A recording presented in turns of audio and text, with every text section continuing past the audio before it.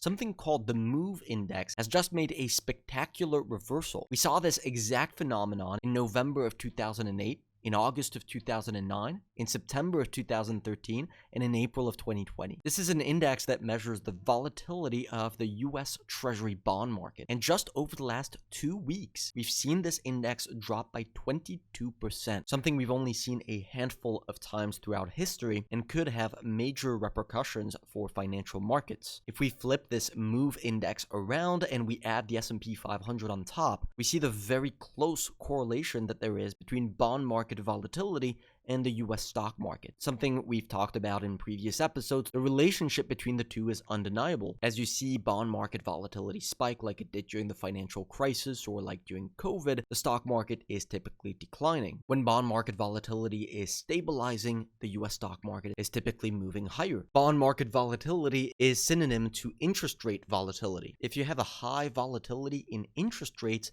it gives a less stable environment for stock market investors to allocate capital. The perfect environment for the stock market is one where interest rates are basically staying unchanged. If we look at the relationship between bond market volatility and the S&P 500 just over the last couple of years, we see that this very close relationship between the two holds up very true even in the shorter term. And you can understand immediately why this massive shift in the MOVE Index is a good development for the US stock market. This has actually reaffirmed our optimism on financial markets in our opinion that the stock market can actually have a room to run higher over the next few months. You see, heading into the presidential election, the bond market volatility index was actually diverging away from the stock market that was making new all-time highs. Now, this divergence wasn't too dangerous, but if it was getting larger today, we would be getting a lot more cautious on our stock market outlook. For example, in late 2021, we had a very similar divergence between the bond market volatility that was going in this direction and the stock market that was making new all-time highs. The bond market was saying that inflation was becoming a problem and that interest rates were going to rise very aggressively, but the stock market was staying irrationally optimistic. Eventually, that did lead to a big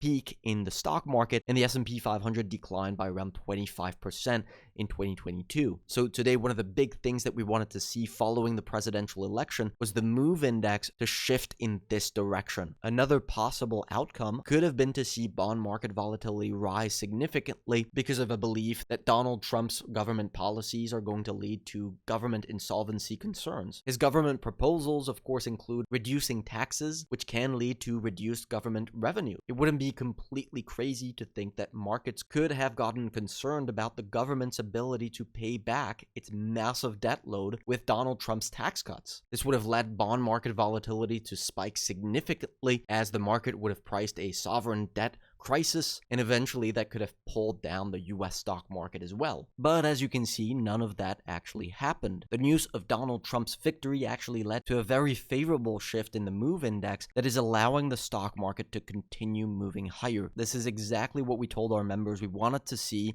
to remain bullish on stocks, and so far, that's what the market is giving us. The big question is, how long can this actually last? Well, if we zoom back out to a long-term chart of the MOVE Index, we see that there is potentially a lot more room left for bond market volatility to continue cooling down, and theoretically that can continue to lead the stock market in an upwards direction as well. This is absolutely nothing new, by the way. This is a thesis that we've been repeating over and over for the last year now, that these high levels of bond market volatility can come down and lead the stock market higher. When we zoom in on the technical chart of the S&P 500 and we add some key technical levels, we see that stocks remain in a very strong uptrend today and have recently managed to recover back above a key line of support that you see right here. In fact, we sent out an alert for a short trade on the volatility index of the S&P 500 on the website following this development, betting on the fact that this market volatility that we're seeing is going to cool down and that the S&P 500 can resume